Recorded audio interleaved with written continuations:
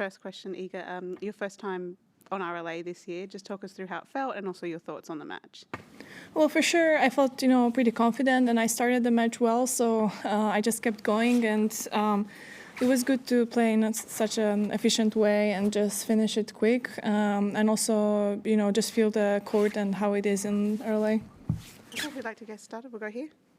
Hi, congratulations. Thank you. Emma Raducanu, next up for you. You've met her 3 times before, beat her 3 times before, but she's in some real form at the minute. How much are you looking forward to that tie and preparing to face a player that you know quite well? Well, you know more than me because I thought we were played 2 times, but doesn't matter. Well, for sure it's going to be a tough one. Emma can play great tennis, and we all know that. So yeah, I'll just prepare us before any other match, and for sure Wim will watch these matches that we played because I don't know if he saw them before since we weren't working together yet. But yeah,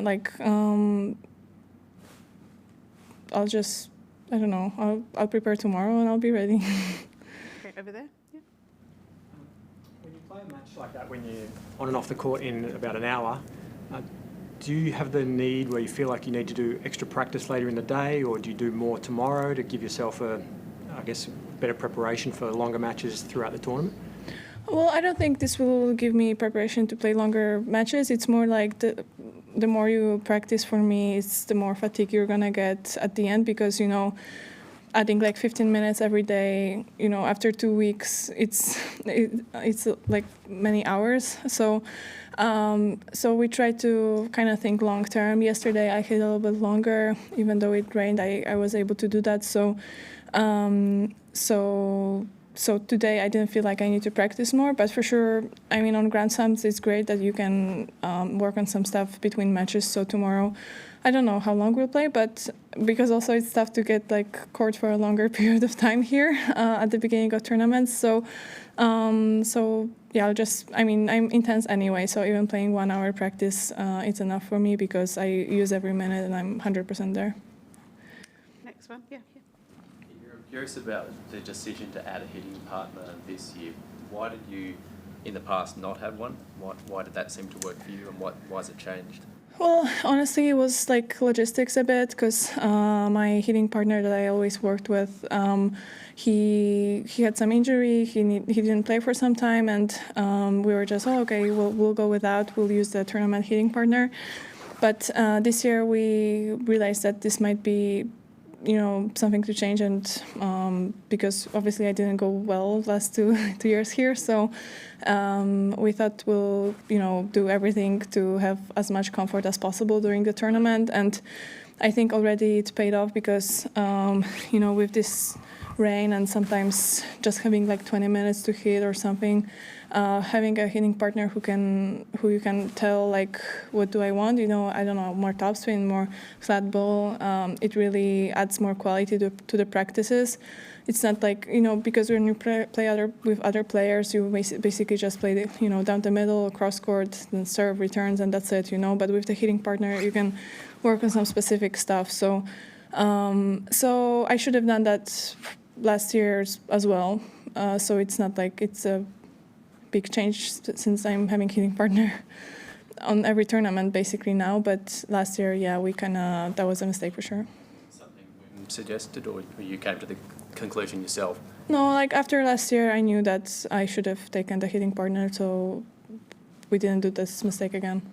Okay, James, right in the middle there. Emma's ranked 61 in the world, I think. I wonder whether you even think about rankings when you're thinking about preparing for a player, whether you even look at them or are aware of them, or whether you have in your head maybe an idea of, that's Emma Raducanu, she's a sort of top 30 player or whatever. Yeah, honestly, there's no point to look at rankings, especially when you have these great players that already, have been through great tournaments and won some tournaments, and that they can play well. Maybe they're not consistent to have the ranking, but still you need to be on your toes and ready because you don't know what they'll show this week. So no, I don't look at rankings at all, and yeah, that's it. Do a couple more in English. Courtney. I'm curious curious if you feel at all a difference not being number one right now. No, I don't. I don't look at rankings. I just said that. You also No, like I'm kidding. numbers, but I'm saying just in terms Yeah. of attention, pressure, expectation. Yeah, I know what you mean. You used to have to come into a tournament with, you know. Well, I remember for past 2 years it was, I don't know, I started as number one, so I felt like I needed to show from the beginning of the season, like, you know, my tools and what I can play, and yeah, there was a lot of pressure starting a year as number one, but I think overall last year I didn't think about this much anyway. And also, you know, I realized, you know, last year that I don't have like 100% influence on what happens with my ranking sometimes. So now I just focus on tennis, and if I play well, I know I'll be back at number one. If I don't and Arina plays better, she'll be number one. So I think it's just smarter to focus on tennis, and the ranking will come after that. Okay, last one in English. Charlie up the back. Emma both won Grand Slams as teenagers. Obviously, you then established yourself very quickly. She's had maybe a tougher time of it. Do you think that's just down to injuries? Has it surprised you? And do we maybe underestimate how hard it is after winning a Grand Slam to kind of kick on and then be consistent? Oh yeah, for sure it's hard. I think, I don't know, even sometimes when I lose some matches, I realize that people just expect me to win because I won so much earlier, you know, that they got used to it, you know, but no, this is like constant work and taking care of like many things also off the court, and having good people around you, managing your whole life basically so you can play good and consistently. So everybody's story is different, and everybody struggle with different stuff, but it doesn't matter, you know, when we're gonna be out there on the court, like whoever's going to play better will win, and that's it, you know. So I'll just focus on tennis. For sure, like, we have different stories, but before the match, like, you know, I'm not going to really think about that. I'll just prepare based on how she plays now, and that's it. Okay, before we switch to national language, we've got a question from the Tennis Australia Hotshot kids. Do you want to ask a question? Yeah. Hi. How many matches have you won? Oh, in my life? In your whole entire life since you first played?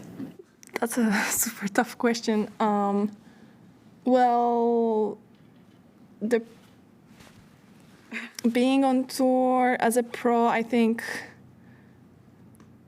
like, I don't know, probably like 50, 60 times. No, not 60. 60 is a lot. But last year, I think I won like 70, and previous year as well. Okay, so let's do like, 70, and the years before, let's do like 45. So, oh my God, math. You're at school, you should count. I'm done with school, so I'm not gonna do that. I'll just embarrass myself. Okay, so, yeah, but when I was your age, I also played some matches, so let's make it 200? No, 300? Higher than that. 400? But you mean on WTA or? Okay, what? Okay. Oh my God, that's a lot. That's a lot of days. Okay, 346? Okay, plus like 150 when I was a junior or something. So Like let's do 500. But good question. What was the most embarrassing thing you did on court? Well, I cried plenty of times. So I mean, I wouldn't say it wasn't. Yeah, it was a bit embarrassing. That's why I cried a bit more and bit more. But yeah, I had a match when I cried like for 10 minutes. I think some people remember from this room. And I wasn't able to just play tennis, you know. And also, I went out on court once in Indian Wells with toilet paper sticking to my leg, so like of my skirt. So yeah, that was also embarrassing.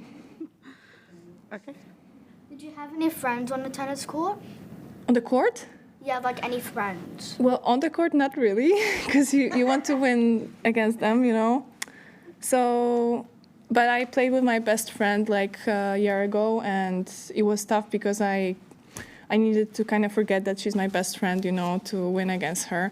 But off the court, I have some friends. Yeah, maybe not 100, but. Have you won any trophies before? Any trophies? Well, I can show you. I won some nice trophies. Yeah. Okay. Not here, but other parts of the world. What was the most funniest thing that happened on court? Funniest? Yeah, the funniest. Probably the toilet paper thing. But it wasn't funny for me, though. Okay. Thank you. Thank you.